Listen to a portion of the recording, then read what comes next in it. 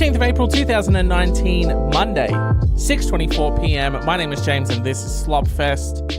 Welcome back.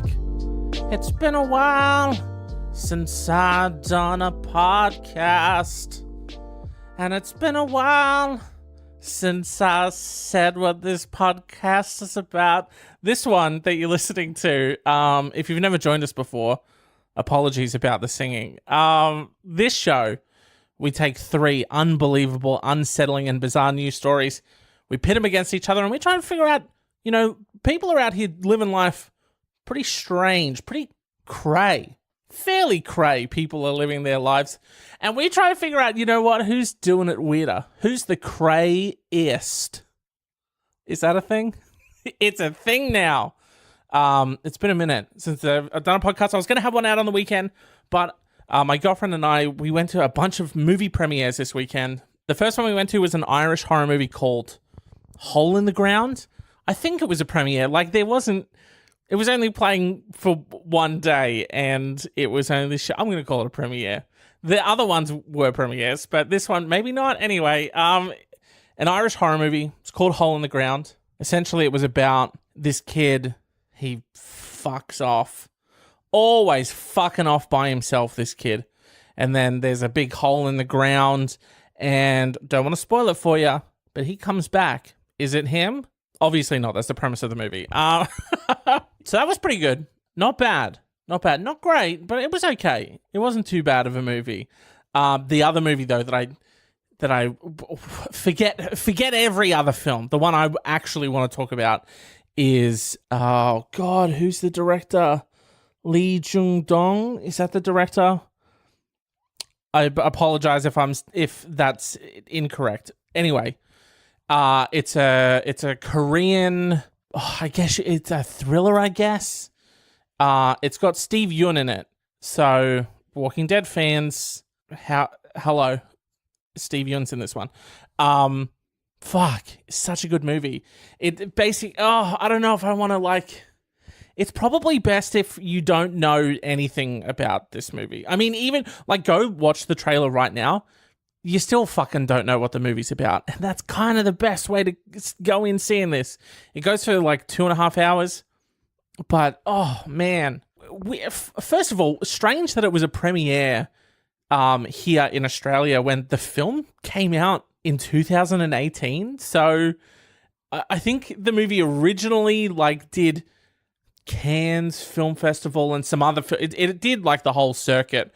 Won a ton of fucking awards. I can't remember what association the dude was with that got up before the movie and was talking.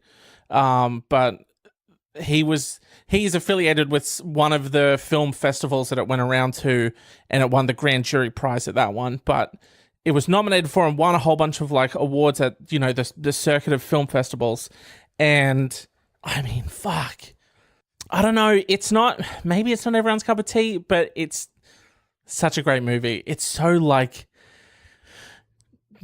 mysterious, I guess, is kind of how I would describe it. The movie deals with a lot of themes as well. So much of it, you don't know if it's real or not, or even just her cat. Does her fucking cat exist? I mean, there's evidence that the cat exists, but also we never see the fucking cat. So it's just, anyway, the film's called Burning. It's, I'm hesitant to even describe, what it's about because it's, even the trailer doesn't give you anything. So I would just say, go watch Burning. It is in Korean, there's subtitles. If you don't watch foreign films, you're a fuckhead. Imagine if you only limited the films that you watch to no, I have two criteria for films. It's got to be in color and it's got to be in English. If that's the case, if you're listening to this right now and you said, yeah, that's me, you're doing yourself a disservice. Go watch Burning. It's a very good movie. Sorry. I know that I'm so excited about how much I enjoyed this movie, but at the same time, don't want to tell you fucking anything about it, which is the worst. What I've done is I've come up to you and I said, guys, I've got a secret. Oh my God, it's the best secret in the world, but I'm not telling any of you. So I apologize for being that douchebag. But go watch Burning. It's very good. If you have seen it, I was going to say tweet me, but I'm off Twitter, let's face it. Still checking the at Slopfest podcast on Facebook, Twitter, and Instagram. But really the only social media platform I'm kicking around on these days is Instagram. So at my Pixel Persona, just fucking DM me or comment it on a picture and we'll talk about so weird. We'll talk about Burning if you've seen it. So anyway, let's get in to the meat of this podcast, what you all came for. You didn't come to hear me gush about a Korean film and then not tell you anything about it. Let's get into the actual podcast. You will all be very pleased to hear Amsterdam. You've heard of it, you know of it, you love it. Okay, I'm putting words in your mouth now. Amsterdam, famed for its winding canals, numerous museums, and of course the red light district. I feel like this article is also forgetting the drugs. Pretty big part of Amsterdam, the drugs, but anyway. People travel from far and wide to pay a visit to the Anne Frank House or the Van Gogh Museum, as well as the streets lined with sex shops and brothels. Again, also maybe the drugs are a factor for why people come. But anyway, but now there's a new experience for visitors to enjoy, and it's unlike anything you've ever seen before. And again, this is, I know we normally do like weird people. This one's just a weird thing. It's not really an oddity. Could it be an oddity? You decide and let me know. Now there's a new experience for visitors to enjoy, and it's unlike anything you've ever seen before. Think of everything you've ever seen. It's nothing like it. A 5D porn cinema has just opened in the city, offering porn fans a unique way to watch X-rated movies. Porn fans. I wonder if anyone describes themselves as a porn fan. Oh, and what do you do, Mark? Fly fishing.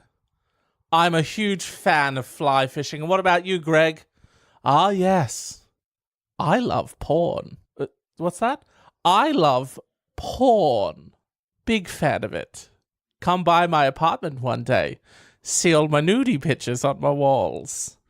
I even got a custom blanket made. It has naked people on it. The pillowcases are just genitals. Just prints of genitals on the pillowcases. I'm a big fan of porn. Don't hang out with that guy. You can't take that guy anywhere. The bizarre attraction features bouncing chairs as well as air, wind, and water jets to help stimulate all 5 senses, offering viewers a, quote, totally immersive experience. Let's face it.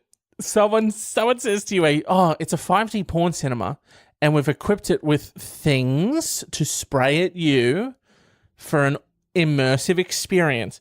Basically, you're going to get sloshed with a cum shot. Like, we're all thinking it. Oh, gross. He said it. He said what we're all thinking. That's what's happening. A 5D experience is going to be used for 2 things.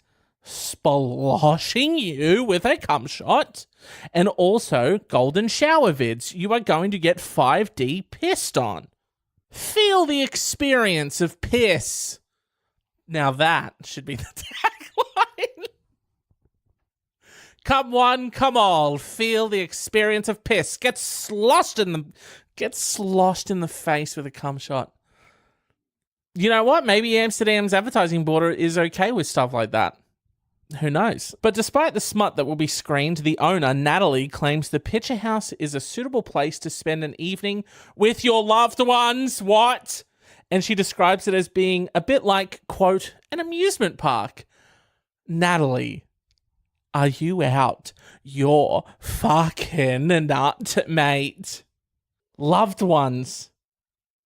Hey, guys, now that I think about it, you know how much fun it is to watch porn with your parents?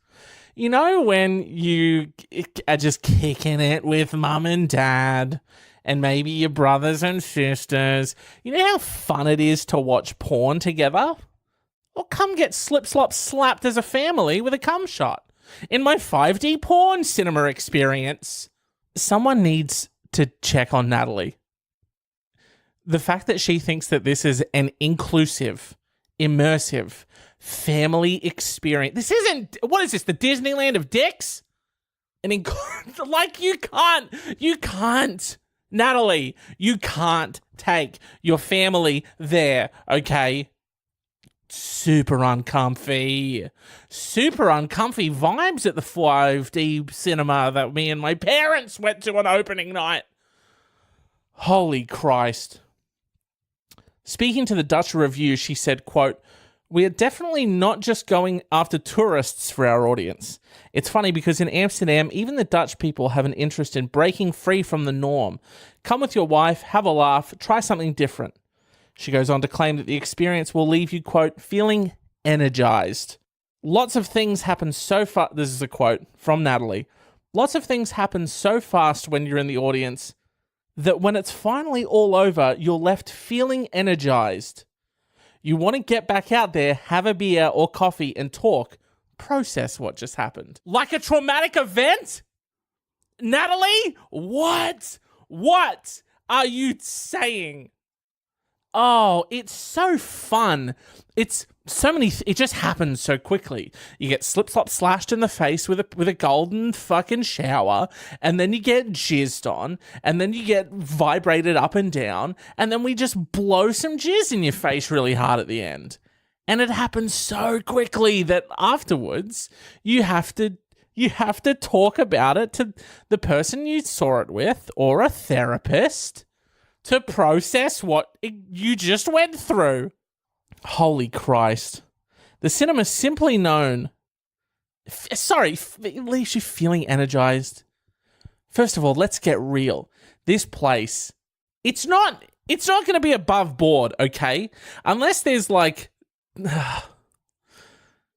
Look, I don't want to have to be the one to say it, but Natalie is clearly overlooking some pretty obvious logistics. People are going to be baiting up a storm in this place. Now, unless there's like a special table that like on a roller coaster, you know how you click down the bar? Maybe you click a table down above you and it forces you to keep your hands above your waist. People will still figure out a way to get their rocks off. All I'm saying is this place is going to be filled to the brim with betas. The cinema, simply known as 5D porn, ran out of creative juice towards the end there. What should we call it? Well, it's 5D and it's porn. Bing, bang, boom, 5D porn. Is located in De Wallen and will be showing movies made in collaboration with Kim Holland, a big name in the Dutch porn industry. Oh, fancy. Natalie adds that the films are, quote, quite expensive to make, so they will only be producing a few at a time before holding screenings. A total number of 18 people can attend a screening at the cinema, and one film will be shown during the experience and 6 screenings of that film played per hour. Wait, just to clarify. A total of 18 people can attend a screening at the cinema. So 18 people is we're at max capacity. One film will be shown during the experience, with 6 screenings of that film played per hour. Okay. 6 screenings an hour. Okay. So not a long film then. Let's face it. It's a 5D experience. People aren't lasting that long. So this is obviously our first contendant. The 5D porn cinema in Amsterdam. That's fun for the whole family. I'm not going to keep repeating myself, but you guys, you know how I feel about this one. Shit's weird. Shit's weird. Whenever you were watching a movie with your parents when you were younger, like, and then like, a fucky part's coming on, it was like the most uncomfortable thing ever. Unless you grew up in like some hippy-dippy family where everyone's like, do drugs and be free. We're the class of 73. You know what I mean? Like, unless you have that experience, then it's probably like chill. But whew, that one's a weird one. Didn't have it down as a contestant, but I'm putting Natalie in there as a contestant on this one. Okay. Our next story. Rogers Ark. 2 Arkansas men have been arrested on suspicion of aggravated assault after police say they shot each other while taking turns wearing a bulletproof vest. Come on, America. So eager to shoot things that they're like, why don't we just, Earl, why don't we just cut out the middleman here and we buy a bulletproof vest and then we can shoot each other? Genius. The Northwest Arkansas, I'm such a fucking idiot. Arkansas Democrat Gazette reports that 50-year-old Charles Ferris, 50-year-old, to reiterate, Charles Ferris, and 36-year-old Christopher Hicks were arrested Monday. A police affidavit said the two men are neighbors and were drinking on a deck Sunday. Checks out so far when Ferris told Hicks to shoot him with a .22 caliber rifle while Ferris wore the vest. So just to reiterate, the 50-year-old turned to the 36-year-old and said, shoot me with a .22 caliber rifle while I'm wearing this vest after we've been drinking. The affidavit says the shot left a red mark on Ferris's chest and he was angry because it hurt. Angry at who? At him? You told him to shoot you. The affidavit says Hicks then put the vest on and Ferris unloaded the clip into his back, causing bruises but no serious injuries. So he got miffed. He got a little bit miffed that it hurt so much that he, again, took a real gun with real bullets and, quote, unloaded the clip on his friend in the back as a goof him up because it hurt when he got shot with a bullet. Yeah, dog. The court records don't list an attorney who could speak on behalf of either man, probably because no attorney would take this case. Even a court-appointed one says, you know what? I've wanted to pursue being a painter anyway. I'm done. I'm done with it. Two fucking chuckle fucks, drunk as shit on a Sunday afternoon, and they have the bright idea. Think about that. What type of person do you have to be like, you know what? Drinking beers with my bud on a Sunday afternoon's cool and all. But I'll tell you what's really cool. .22 caliber rifle and a bullet in my chest. Let's do it, Hicks. Good God.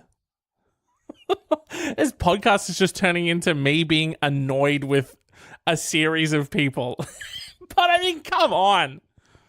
So that's another one of our contenders. The deck drinking chuckle fucks with the .22 caliber rifle. A Florida man just released from jail.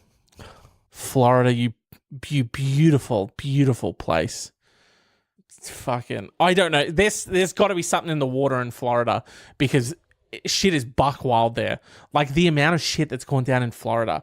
Just off the top of my head, there was on a previous episode we talked about a guy from Florida who pulled up to a drive-through window and threw a live alligator in at them for some reason. He had that and he like, that was premeditated. He had to get the crocodile or the alligator and then take it and then do all it. Like, that's fucked. Then you've got cases of like, there's bar salts cases and, you know, the one with the machete with the guy kill you with kindness, and kindness turned out to be the guy's machete. I think also the dude fucking the car was also Florida. A lot of shit in Florida. Oh, the guy who tried to smuggle in the needles into the prison in his anus, in his internal back wallet, and he said to the guy who found them, "Those aren't mine. Those are someone else's needles. I'm just holding them for them." Like, oh God. Anyway, Florida man just released from jail. Checks out. Blew a shot at freedom by stealing from cars in the parking lot outside the same facility where he'd just been detained on charges of grand larceny. You couldn't steal from cars not in the car park of the prison that you just got let out of? Well, back on the street, old Greg is back out on the streets of Florida. Well, what do we have here? An entire parking lot of cars, unprotected. Idiots. Casey Michael Lewis had just bonded out of St.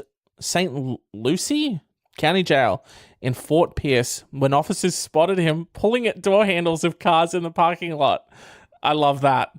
And like, To check to see if they're unlocked? How do you explain that to police? Why are you pulling on every single car door? Oh, just keeping it safe. Just keeping it safe out here. Learned a lot in the big house. Just out here trying to keep it safe now. Pulling at door handles in the parking lot, the St. Lucie County Sheriff's Office said in a statement. According to the arrest affidavit, Lewis was caught on surveillance video peeking into car windows and then opening the door of a silver vehicle.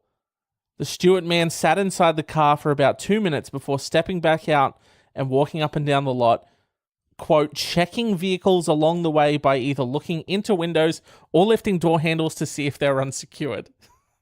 When an officer approached and asked what he was doing, great. What's he got? What has our friend Lewis got to say for himself? Lewis said that he was, quote, waiting for his girlfriend. Come on.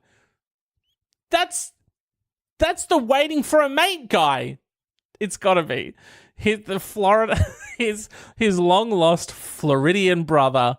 I'm just waiting for my girlfriend is all I'm doing. And keeping it safe.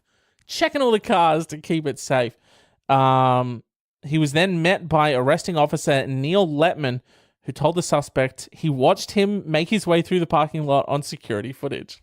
So the dude's like, hey, what's up? Oh, hey, man. What's going on? Just hanging out in the parking lot. No biggie. What's up? What's up, coppers? What are you up to? Just waiting on my girlfriend. You know how it is. Ladies are always late. Ugh. Probably putting on makeup. Am I right, fellas? Yeah, just waiting on my girlfriend. Yeah, cool. Why are you looking into every car and also pulling on every door handle? And also, why did you get into that silver car for 2 straight minutes? Oh, man. Keeping it. Waiting on my girlfriend, because you know how it is. Come up with... Criminals are fucking the goddamn worst at coming up with anything. Do you think it's just like the criminals who can't come up with shit that get caught, and the ones who maybe like can bullshit even a little bit are out there just like living large and they don't get arrested? If you're out there living large as a criminal, let me know at Slotfest Podcast on Facebook, Twitter, and Instagram. Hey, I promise I won't dob you in. Okay. Got another story here. Is this our final story? It is. Kaz James. Great last name. Kaz James now enjoys eating out of a dog bowl, wearing a dog mask, and barking, licking, and biting friends. It's been a while since I collected these stories. And for those who don't know, I don't read all of the story. I mainly just sort of get the headline, I read into it a little bit, and I'm like, okay, saving it for myself. Kind of like, it's what I do with trailers as well for movies. I watch up to the point where I'm like, yes, I'm going to see this, and then I turn it off because trailers have too many goddamn fucking spoilers in it. That being said, it's also been a while since I gathered these stories, so I don't remember any of them.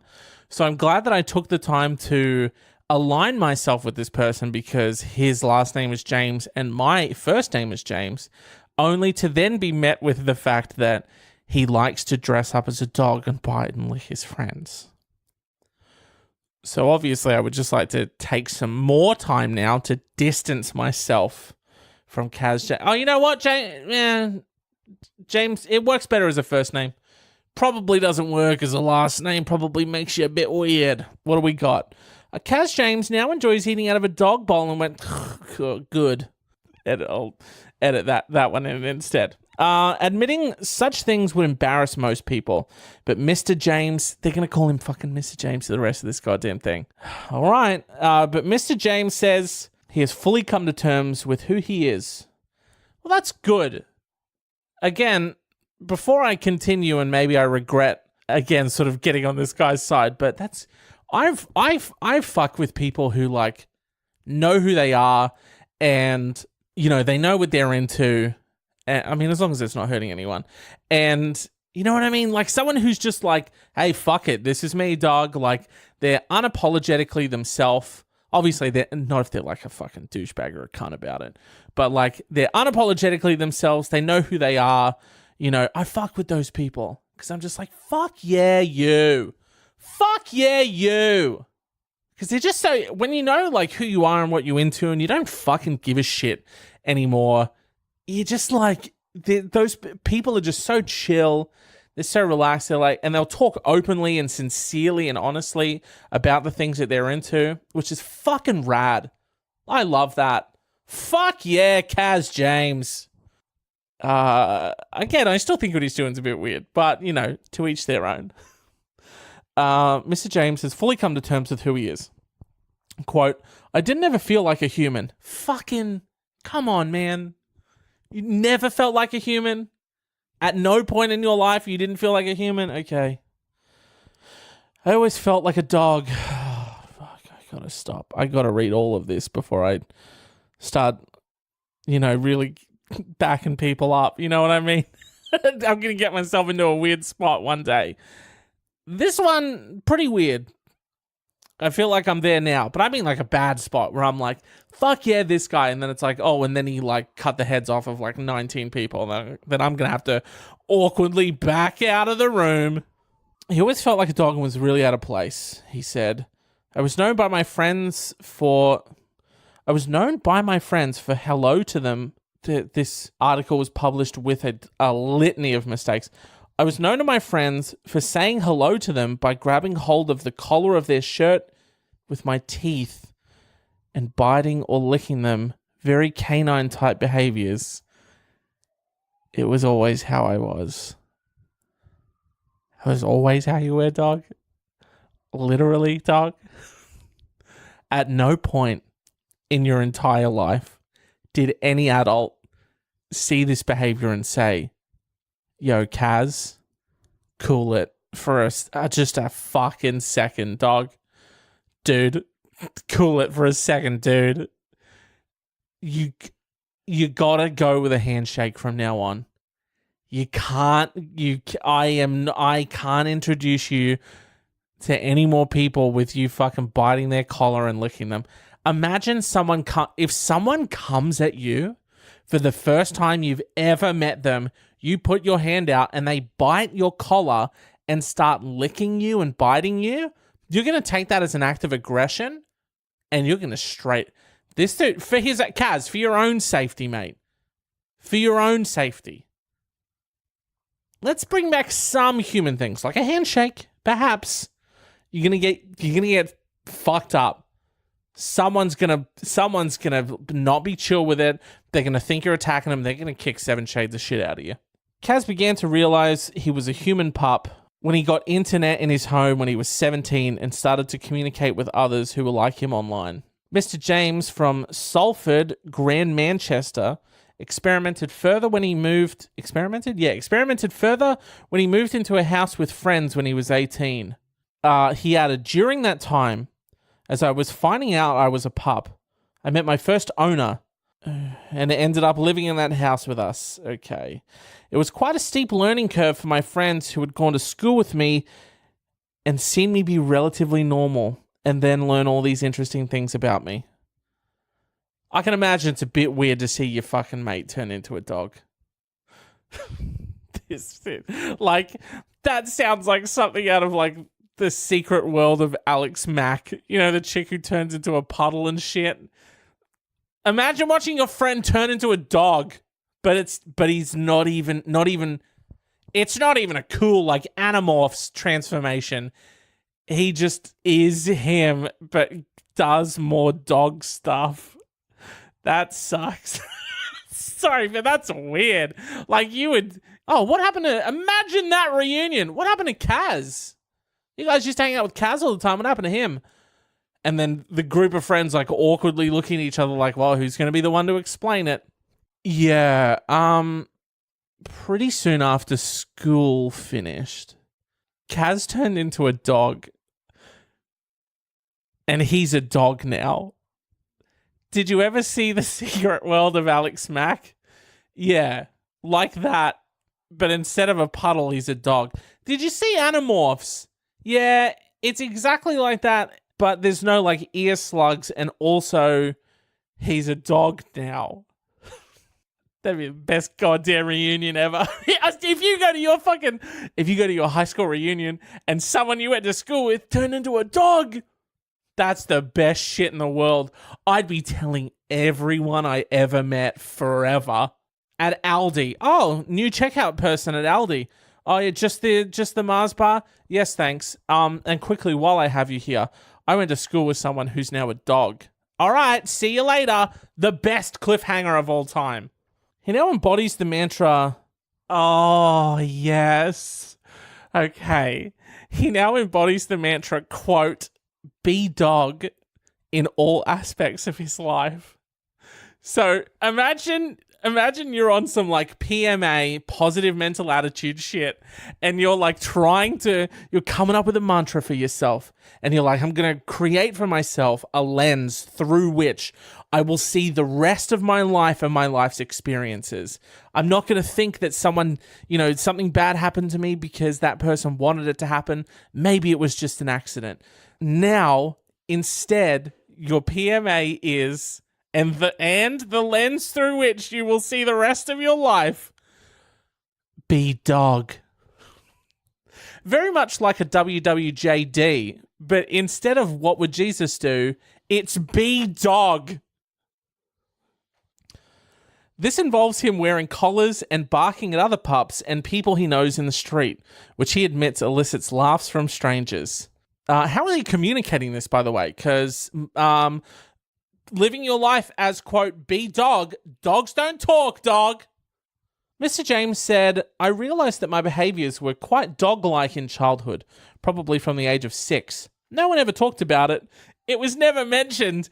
Oh, it was mentioned, just not when you were around. I guarantee this was the most talked about thing for your entire life. It just wasn't mentioned to you. He also said people from outside the community can mistake human pup purely as a human pup. Okay, so it's called human pup. People outside the community can mistake human pup purely as a fetish. The movement focuses largely on reconnecting with childhood fun and even romance. What? Okay, I'm just going to finish this. Mr. James, author of He's an Author, but He's a Dog? Sorry, but come on. The lens through which you have chosen to frame the rest of your life is be dog, and not only do you talk, but you wrote a fucking book. Mr. James, you know Mr. James, the dog, he wrote a book, and the book's called How to Train a Human Pup. He owns 2 bespoke $750 rubber suits and a $3,700 custom-made fursuit shipped from Canada. Kaz James, the dog, whose mantra is be dog, wrote a book and has a $3,700 fursuit that he wears. Let's rewind a little bit to where he said, and I quote, the movement focuses largely on reconnecting with childhood fun and even romance. Someone fill in that blank for me. At my Pixel Persona. Or even at Slopfest Podcast on Facebook, Twitter, and Instagram. What's the romance part? I have to know. Is it another human being dressed as a dog? Is it just another human? Is it... I don't understand. And I'm very confused. And I'm scared and I'm alone. And I need someone to shine a light on this for me. And if you know anything about being a dog...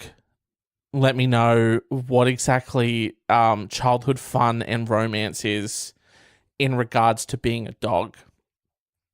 That's going to do it for this episode. And quite obviously, the winner is the human being who is a dog and who wrote a book.